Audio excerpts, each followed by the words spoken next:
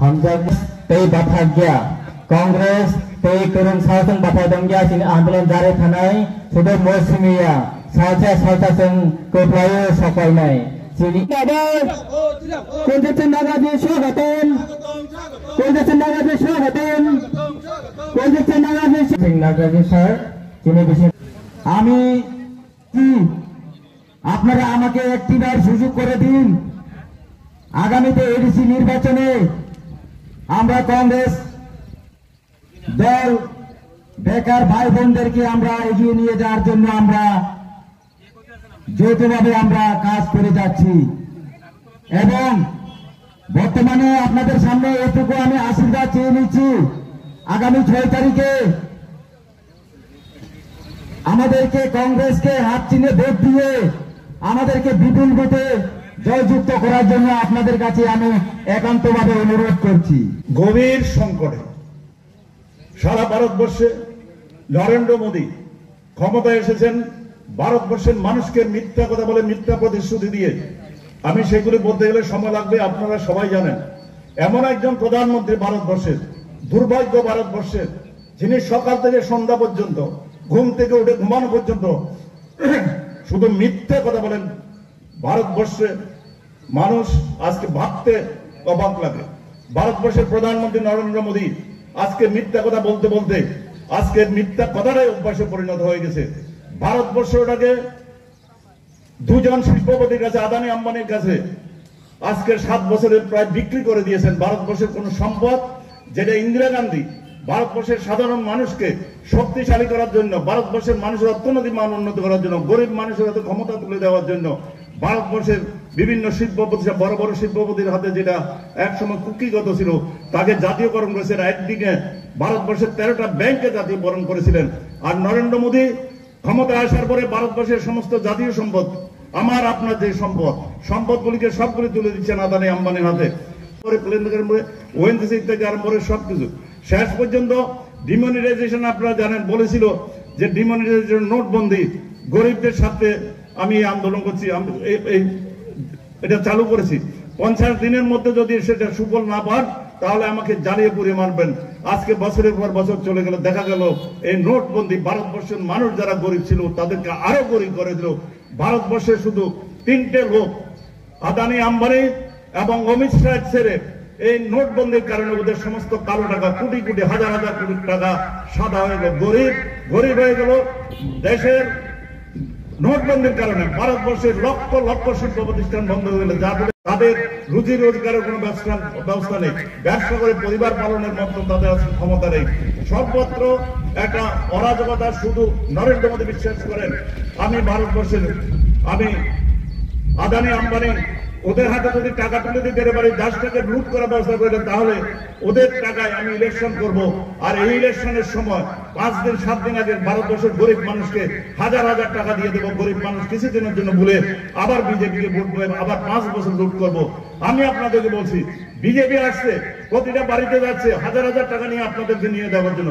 টাকা আনছে, টাকা নিয়ে নেবেন। এই টাকা নরেন্দ্র মোদী অমিত শাহের টাকা নয়, এই টাকা আপনাদেরকে যে আদানি আম্বানি দিয়ে লুট করছে, সেই লুটের টাকা। টাকা নিয়ে নেবেন, ভোট একটাও দেবেন না। আজকে আপনার কয়েকদিনের মধ্যে বলতে গেলে সময় লাগবে কি করছে দেশের অবস্থা। তেল, আপনার পেট্রোল থেকে পেট্রোল, ডিজেল, গ্যাস সবগুলি প্রত্যেকদিন দাম বাড়াচ্ছে। এটা কে নিচ্ছে দামের এগুলি সমস্ত মালিকানা দিয়ে দিয়েছে আদানি আম্বানির হাতে। এই মাধ্যমে ডিমোনিটাইজেশনের মাধ্যমে ভারতবর্ষের মানুষকে লুটে নিয়েছে নরেন্দ্র মোদী সরকার। শেষ পর্যন্ত ওনার হাতে আর কোনো কিছু নেই দেশ চালানোর জন্য। এখন আদানি আম্বানিদেরকে বলেছেন, আমার দেশ চালাতে গেলে টাকা লাগবে, আমার পার্টি চালাতে লাগবে, তোমরা ডিজেল থেকে পেট্রোল থেকে আরম্ভ করে গ্যাস থেকে আরম্ভ করে সবকিছুর উপর দাম বাড়াও। এবং ভারতবর্ষের প্রতিটা মানুষকে লুট করছে জিনিসপত্রের দাম বাড়িয়ে। কারণ নরেন্দ্র মোদীর অর্থনীতির ফলে ভারতবর্ষ আজকে গভীর সংকটে। ভারতবর্ষে আজকে আন্তর্জাতিক অর্থনৈতিক সংস্থা বলছে, ভারতবর্ষের নরেন্দ্র মোদীর অর্থনীতি, ভুল অর্থনীতির ফলে ভারতবর্ষ আজকে বিশ্বের মধ্যে সবচেয়ে দরিদ্রতম ক্ষুধাপীড়িত দেশ। ভারতবর্ষ আজকে বাংলাদেশ, ইন্দোনেশিয়া, পাকিস্তান তাদের থেকেও আজকে অর্থনৈতিকভাবে দুর্বল দেশ। তাই আমি আপনাদের কাছে আমার আবেদন, এ রাজ্যে আপনারা জানেন এডিসিতে যদি যা কিছু করে থাকে সেটা কংগ্রেস সরকার করেছে। সে 1952 সালে ত্রিপুরাতে প্রথম Jawaharlal Nehru tribal development block করেছিলেন, সেটা 1952 সালের 11 অক্টোবর। তারপরে আপনারা জানেন ষষ্ঠ তফসিলদার চালু করেছেন ইন্দিরা গান্ধী। তারপরে রাজীব গান্ধী রেখেছিলেন ভারত ত্রিপুরা রাজ্যের জনজাতিদের আওয়াজটা বিধানসভায় শক্তিশালী ভাবে সেটা যাচ্ছে না, আওয়াজ উঠছে না।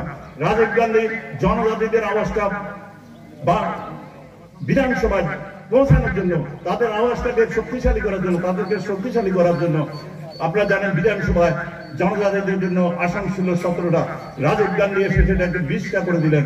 এবং রাজীব গান্ধী এই ত্রিপুরা রাজ্যে সমস্ত জনজাতি এবং সমস্ত সম্প্রদায়ের মানুষ একসময় সন্ত্রাস কার্যকলাপের দ্বারা আপনারা ভুগছিলেন। উভয় সম্প্রদায়ের মানুষ ভুগছিল, উভয় সম্প্রদায়ের মানুষ খুন হচ্ছিল, উভয় সম্প্রদায়ের মানুষের বাড়িঘর জ্বালাচ্ছিল। কেউ সঙ্গে ভারতবর্ষ ত্রিপুরা রাজ্যকে প্রায় 25 বছর পিছিয়ে দিয়েছিল।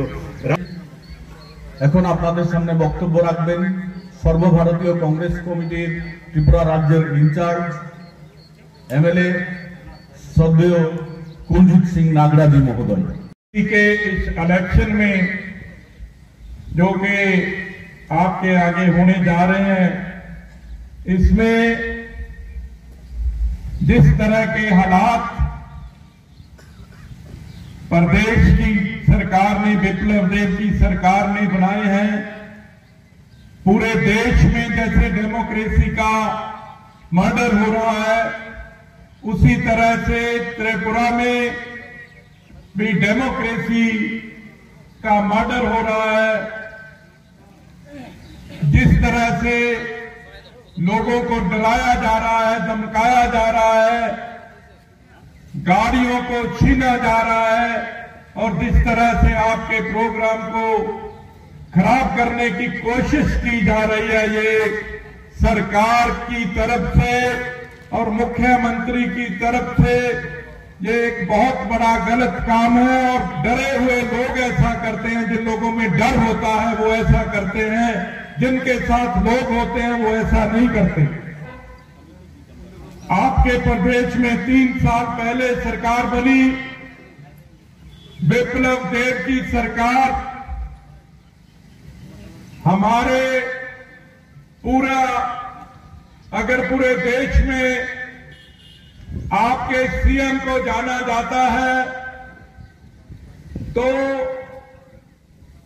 जैसे एक जॉकर को रखा जाता है कि वो कुछ भी कर दे, कुछ भी बोल दे और कोई भी बात कह दे किसी के बारे में, उस तरह के इस सीएम को पूरे देश में जाना जाता है, जो ये कह देता है कि इंटरनेट तो महाभारत के जमाने में भी होता था।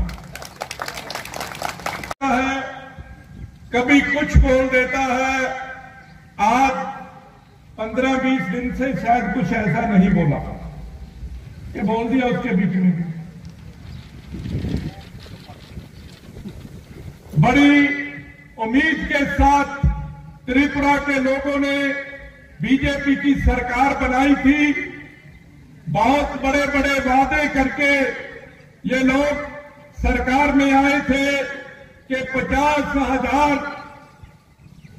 नौजवानों को पहले साल ही नौकरी दी जाएगी। हुआ इसके उल्ट कि 10,000 से भी ज्यादा टीचर्स को निकाल के इन्होंने ये तोहफा दिया त्रिपुरा के लोगों को, जो 15-15, 10-10, 12-12 साल से नौकरी कर रहे थे। 50,000 रखने को क्या थे, जो लगे हुए थे उनको भी निकाल दिया।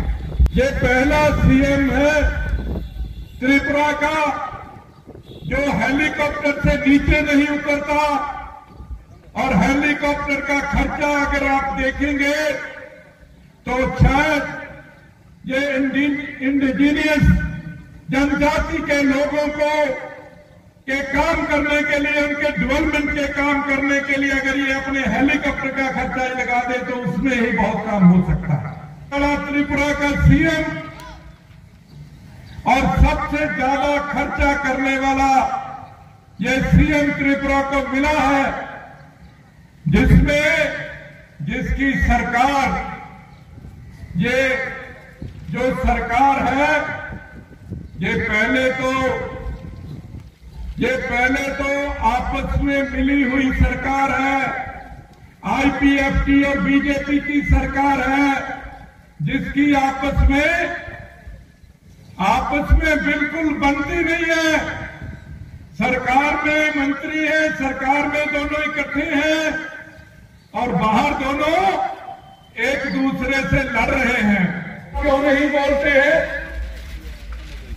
क्या ऐसी बात है? मैंने तो ये भी सुना है कि विप्लव देव ये कहते हैं कि पहले 2 पार्टियों की सरकार है, आने वाले दिनों में 3 हो जाएंगे। जनजाति के एरिया में ना सीपीआईएम ने कुछ किया, ना बीजेपी ने 3 साल में कुछ किया। चोर चोर मौसेरे भाई लूट के खा गए त्रिपुरा को। वंदे मातरम। नमस्कार, हजार हजार स्वागतम। दुनिया कांग्रेस, दुनिया छात्र যুব পিছাইতে হলে শ্রী রাজা